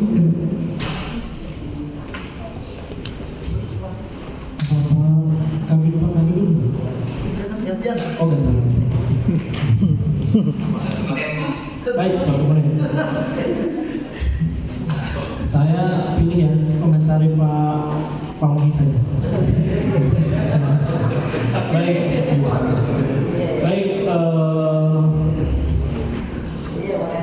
saya memang sepakat dengan kalimat bahwa saya dan percaya bahwa dengan kalimat bahwa segala sesuatu tindakan itu harus disesuaikan dengan porsinya. Jadi jangan sampai misalnya mau memberantas hama tikus tapi yang dibakar satu ladang. Jadi akhirnya semuanya jadi sia-sia. Demikian juga dengan penegakan hukum. Bicara tentang misalnya ya sudah saja pembakaran pengalaman kapal, yes, I agree about that. Itu karena apa? Sudah diamanatkan di 45 tahun 2009. Rejimnya di mana? Perairan. Gitu ya. Dan dengan kita, mohon maaf kalau saya berbeda dengan Pak Muhi dan juga berbeda dengan para senior-senior saya yang dihukum kelautan seperti Pak Hafaz, dosennya Pak Jumena, bahkan dengan dosen saya Pak Mantu beliau dengan Pak Hari gitu ya. Karena dalam perspektif saya, karena kita sebagai negara yang sudah sepakat bahwa kita merupakan konsensus people dalam sebuah perjanjian internasional dan itu sudah mempunyai sifat law making treaty, maka kita harus tunduk dengan hal itu. Dengan demikian maka rejim-rejim di hukum laut ini Pak, ini wilayahnya berbeda-beda. Nah di zona tambahan di JTE, nah pada saat kita bicara tadi di JTE, kenapa saya tidak sependapat bahwa itu harus pembakaran, tapi merujuk kepada pasal 73 ayat pasal 72 ayat 3. Kenapa? Karena memang harus mengamankan itu, gitu ya. Dan praktek beberapa negara berkaitan dengan risiko bobor ini sudah dilakukan, seperti Australia, Jepang, gitu ya. Dan kita belum begitu. Dan memang waktu itu bahwa kalau buktinya bahwa betul dengan kita melakukan pembakaran dan penenggelaman kapal, turun tingkat pencurian ikan dan pelanggaran perikanan di JTE, betul turun. Tetapi apakah tindakan itu humanis kalau kita kembalikan ke sana atau sesuai tidak dengan angkot itu, kan gitu ya? Kalau di perairan ya, it's okay, jadi masalah gitu ya. Nah itu yang pertama. Yang kedua adalah benarkah Natuna telah dikuasai oleh pihak asing? Saya dalam hal ini cenderung berpikir dalam konteks penguasaan itu, penguasaan secara objektif, gitu ya, ini oleh kita. Saya harus meyakini itu oleh kita. Berkaitan dengan klaim Cina, berkaitan dengan baseline itu, bahwa dia mempunyai wilayah kewenangan sampai Natuna, itu sebetulnya sudah selesai. Kenapa? Oleh Mahkamah Internasional, Mahkamah Laut Internasional sudah selesai bahwa China tidak memiliki itu, tidak memiliki kedaulatan untuk hal itu. Tetapi mengapa mereka total sampai saat ini dan segala macam dengan nomornya one belt one road itu, gitu ya? Ya karena memang mereka tutup gitu, atau minimal mereka mengatakan bahwa kalau mereka tidak ke pemerintahannya ini itu akan dianggap tidak berdaya oleh masyarakatnya, sehingga pemerintahnya terus melakukan hal itu, gitu ya. Walaupun secara prosedural itu telah dikuasai oleh kita dan klaimnya dia itu adalah ilegal. Jadi kalau kita bicara konteks penguasaan fisik kita, tapi berkaitan dengan kuasa pengelolaan saya tidak tahu. Boleh nggak satu saja? Boleh. Apakah DPD bisa membuat ini adalah undang-undang kelautan? Mohon maaf Bapak Ibu para legislator, saya mungkin yang berwenang menjawab ini adalah Bapak Ibu. Tapi saya boleh izin, bisakah DPD membuat ini? Saya berkeyakinan bisa. Kenapa? Buktinya ini, gitu ya. Karena karena di konsiderannya tidak ada, gitu ya. Tidak ada konsideran untuk melihat yang lain. Cuman konsideran di Undang-Undang Dasar 45 pasal 22D. Buktinya ini sudah berhasil, gitu ya. Jadi kalau bisa, nah mengapa itu ada? Saya tidak tahu, gitu ya. Berarti lobby-lobbynya DPD luar biasa, gitu ya. Jadi mungkin begitu, Pak Kabit, Pak Nana. Terima kasih. Mohon maaf bila saya ada kesalahan, Bapak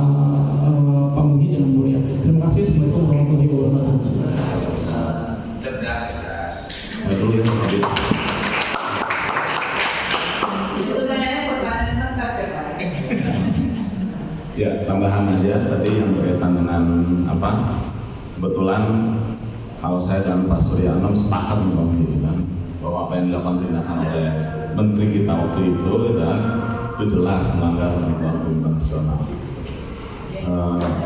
Kalau katanya tadi bilang, tapi kan efektif kan? Yang namanya undang-undang itu atau ketentuan itu penegakan hukum kan bukan cuma butuh efektif, tapi juga butuh sustainable, tapi juga butuh berkelanjutan. Kira-kira tindakan yang dilakukan Susi itu bisa berkelanjutan nggak sampai dengan saat ini?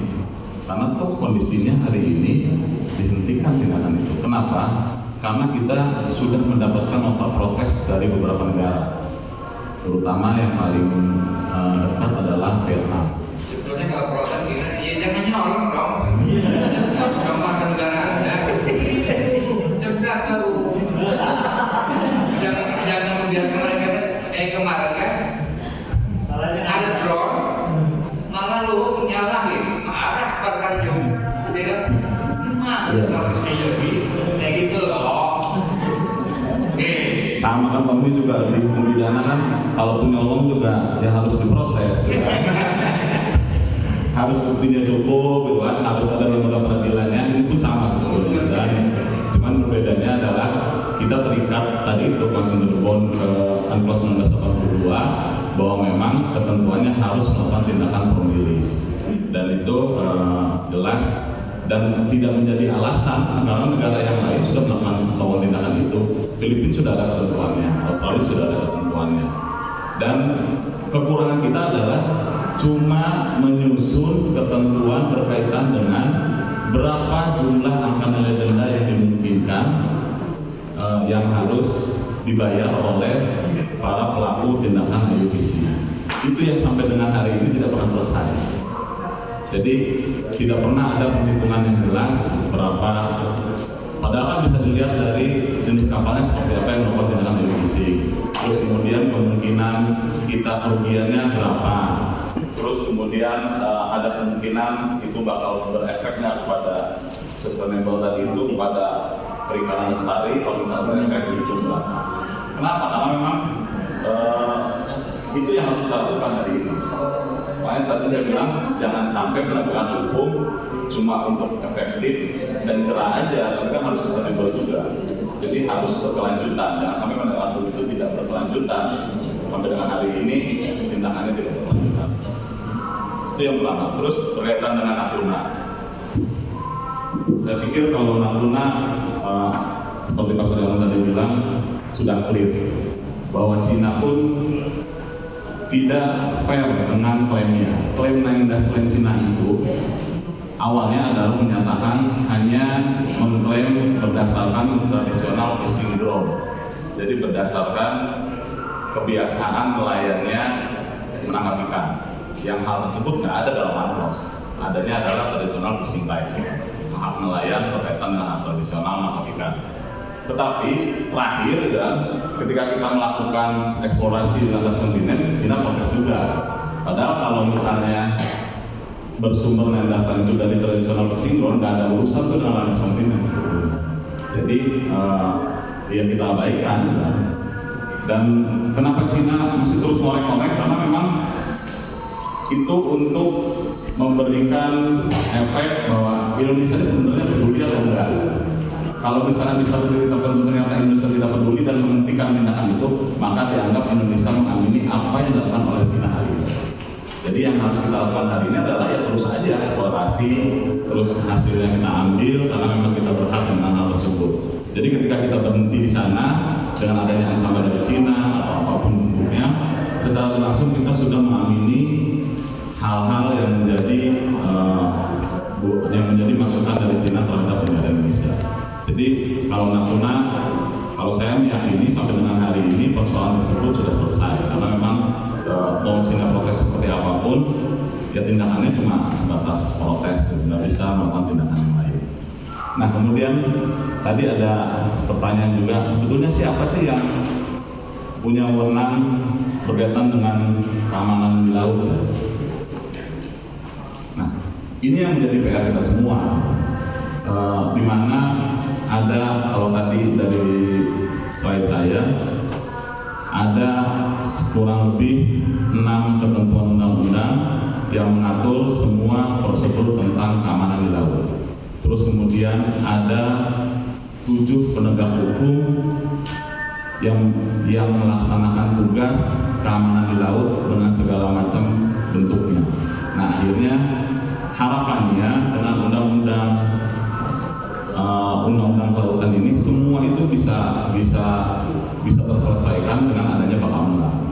Sayangnya Bakamla sampai dengan hari ini belum punya kewenangan yang maksimal dalam melaksanakan tugasnya.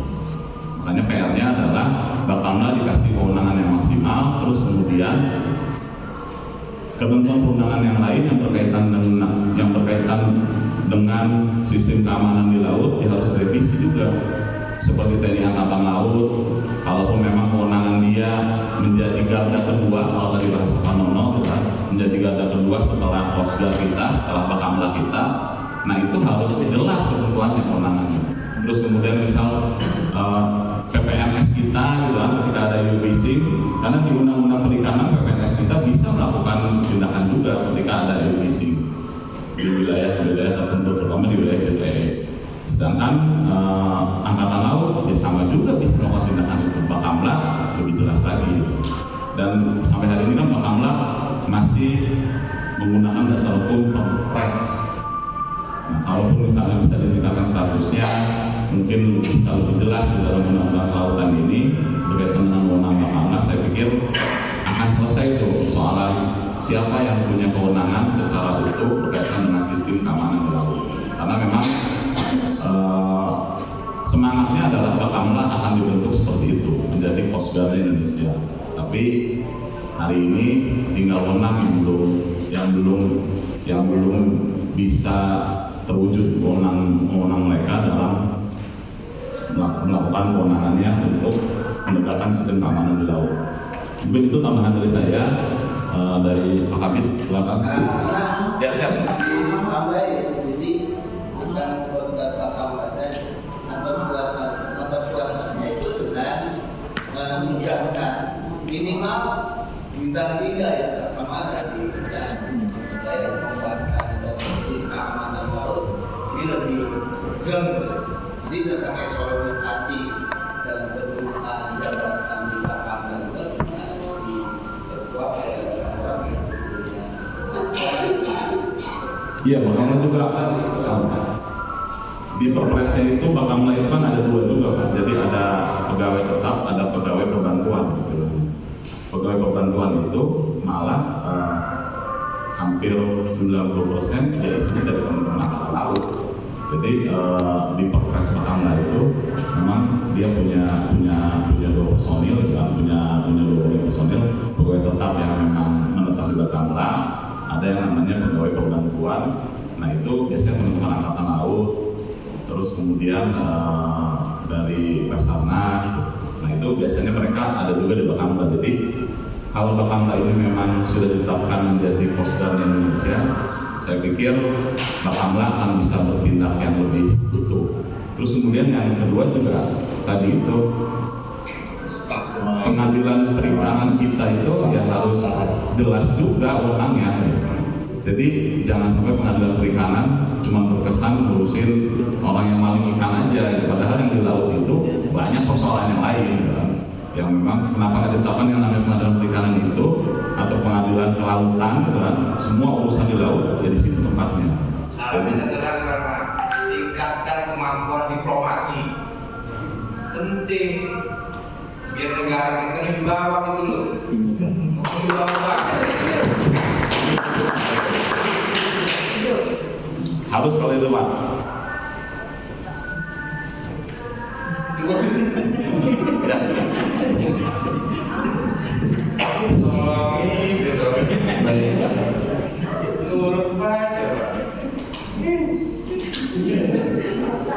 Ya, saya ingin coba menambahkan dari pakar-pakarnya. Sebetulnya pakar-pakarnya sudah ada di Pak Suryano dan Pak Manajumena ya, karena spesifikasi bidangnya mau mengkaji mengenai hukum laut. Tadi saya juga sebetulnya tergelitik pernyataan Pak Mugi tadi terkait tingkatkan kemampuan diplomasi. Ya. Dan itu sebetulnya tadi juga saya jabarkan di awal, bagaimana kita mampu untuk mengklaim karena ada kemampuan diplomasi dari Profesor Mokhtar untuk bagaimana menjabarkan itu pada dunia internasional tentang archipelagic state. Nah, begitu juga dengan persoalan tadi disampaikan oleh Pak Mugi terkait penenggelaman kapal. Memang perspektif internasional itu pasti akan hati-hati. Jadi begini, bahwa kita bisa mengklaim atau bisa mengatakan bakar saja. Kita juga perlu ingat bahwa kepentingan-kepentingan kita itu juga tidak semata-mata hanya penenggelaman kapal. Artinya, kalau kita taat asas, banyak juga persoalan-persoalan di luar yang juga merupakan sumbernya dari bangsa kita. Ambil contoh misalnya bagaimana banyak TKI ilegal. Jadi kalau misalkan kita juga tidak mau mereka juga semena-mena terhadap warga negara kita misalnya.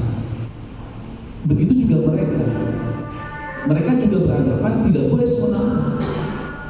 Ada hukum yang mengaturnya. Jauh misalnya. Ya, jadi memang perspektif internasional itu akan melihatnya secara komprehensif. Jadi ada asasnya resiprositas, timbal balik. Nah ini yang harus kita jaga. Itu kunci poinnya itu di situ. Sebenarnya kan berbeda. Tahun 79 kan bisa digunakan dengan deklarasi sebagai bagian dari kemampuan diplomasi. Ada. Yang kedua kan soal TKI. TKI Indonesia yang di Malaysia yang berdirian itu dikerja paksakan kok. Kenapa juga tidak bisa berbicara paksa ke orang yang jual ikan? Gampang kok. Jadi kemampuan diplomasi itu lemah banget, lemah. Iya, pada titik itu saya sepakat pada titik itu saya sepakat bahwa kemampuan diplomasi kita harus ditingkatkan. Tetapi juga tadi yang saya sampaikan bahwa perspektif hukum internasional itu ada asas namanya resiprositas, timbal balik. Artinya pemahaman itu kan akan bisa dua sisi. Jadi mereka menganggap bahwa itu tindakan semena-mena yang disampaikan oleh Pak Nana, harusnya itu tidak boleh dibakar. Ada hukum yang mengatur itu. Ya kan, ada atur hukum seperti itu. Nah itu yang mungkin juga kemudian menjadi perdebatan antara Luhut dengan Susi. Meskipun tadi saya sampaikan sebetulnya selain juga kemampuan diplomasi, sebetulnya bagaimana kita mampu menerjemahkan isi aturan hukum internasional dengan baik sebetulnya sebagai sarana diplomasi kita. Tadi misalkan saya ada celah hukum misalnya, Susi, argumentasi Susi itu bahwa mengatakan kami sudah notifikasi, kami sudah memberitahukan itu untuk membakar itu, untuk apa kepada duta besar itu jangan lakukan penangkapan ikan illegal fishing. Dan itu dibuka ruang di pasal 4, di ayat 4-nya. Dan itu argumentasi Susi bahwa sebetulnya kami sudah notifikasi, memberitahukan secara kontinu terhadap duta-duta besar perwakilan negara itu untuk bagaimana menjaga taat pada hukum internasional UNCLOS 1982 itu sudah dibuat notifikasi. Seperti itu. Nah ini sebetulnya salah satu bagaimana kemampuan diplomasi itu kita bisa tingkatkan. Seperti itu mungkin kan tambahan saya. Terima kasih.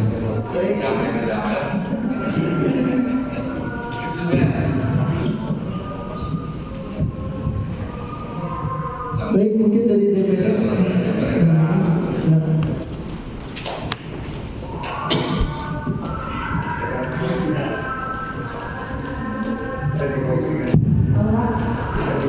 Oh ya, izin Bapak Ibu, Assalamualaikum warahmatullahi wabarakatuh.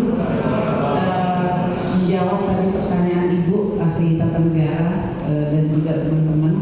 Mungkin ada yang tadi di awal kita sedikit karena berpikir ini sudah dalam situasi pada paham. Jadi Undang-Undang Nomor 32 ini Ibu 2014 ini adalah usulan DPD pada saat itu. Nah, terkait dengan memang peraturan perundang-undangan dan pasal 22D dan E tentang memang kewenangan sebagai untuk mengusulkan undang-undang memang tidak ada dibatasi dalam konteks kedaerahan. Nah, apa yang terjadi kita di DPD terkadang mengambil sisi-sisi di mana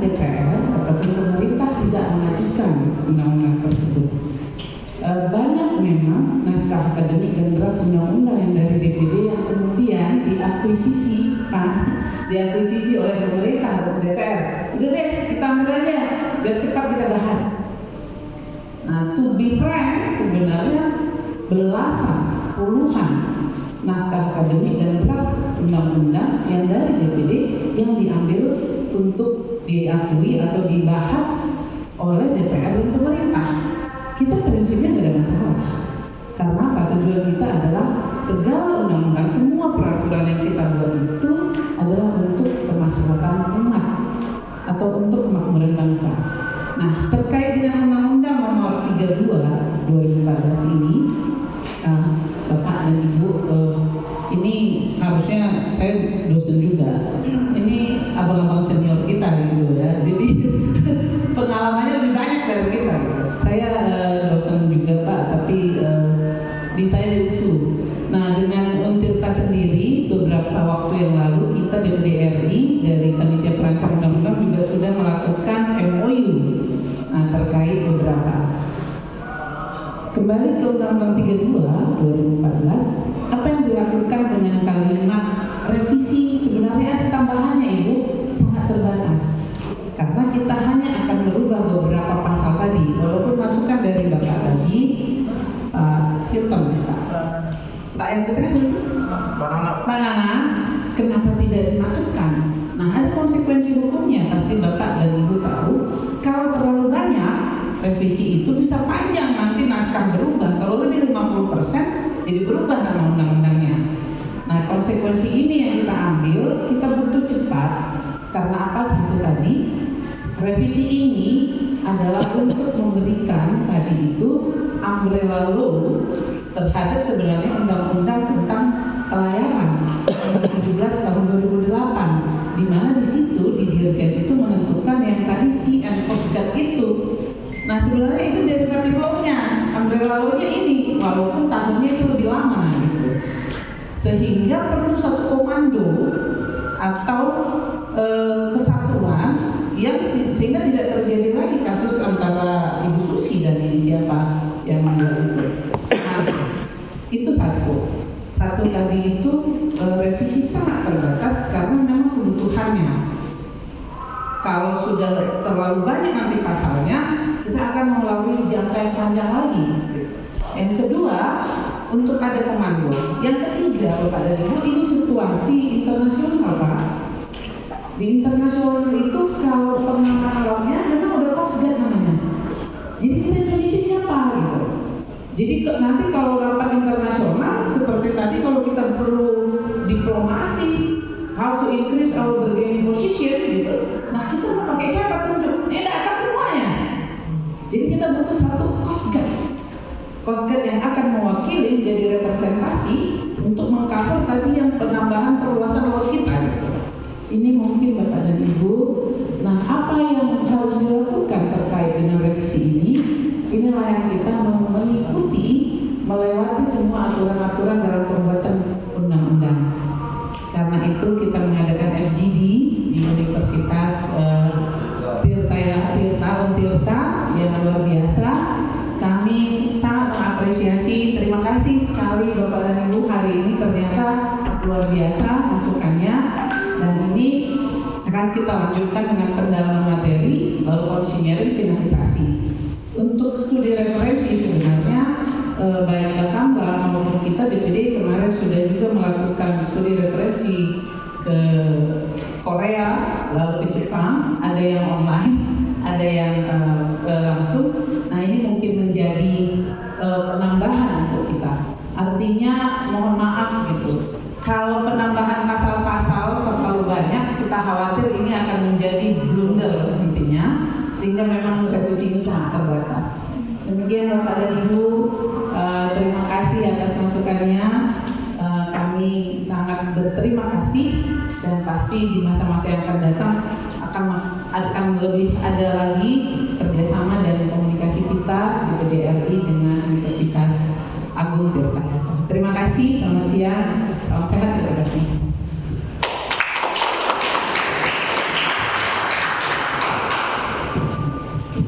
Baik, terima kasih Ibu atas tambahan dan closing statement-nya. selesai diskusi kita pada hari ini. Kalau saya buka pertanyaan lagi sebenarnya nggak cukup ya, banyak sekali. Oke, mungkin tapi saya juga ingin menyampaikan apresiasi juga kepada DPD sudah melakukan FGD dan juga melakukan revisi terbatas terhadap undang-undang kelautan. Istilahnya kami mengapresiasi dan juga saya ingin menyampaikan titik laut kami pada DPD saat ini kan ya, karena ini menjadi awal bagaimana penegakan hukum selanjutnya. Mungkin itu saya selaku moderator mohon undur diri. Wassalamualaikum warahmatullahi wabarakatuh.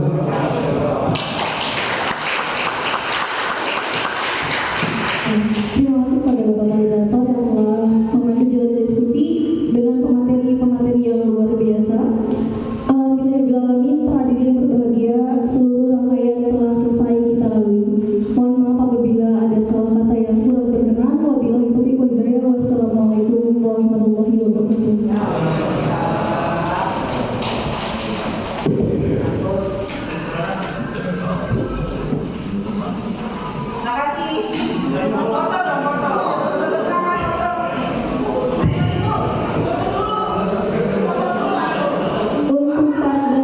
Untuk para dosen dimohon maju ke depan untuk foto bersama anggota DPD beserta jajarannya.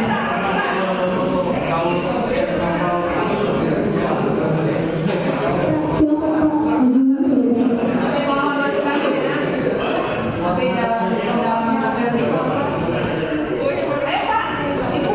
Dipersilakan untuk maju ke depan.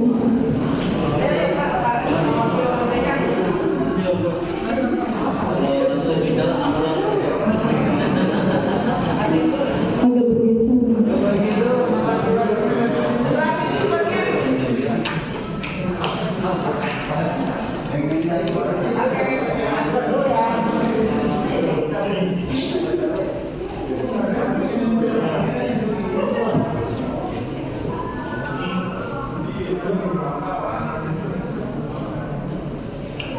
Kalau kata laut bilang jualan Stefan Jaya Mani, dia bisa berjaya. Gitu ya. Mungkin Jawa.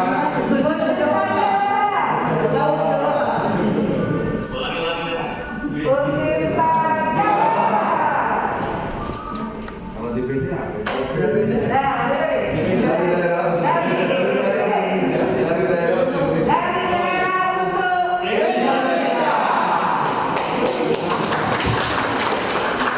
Terima kasih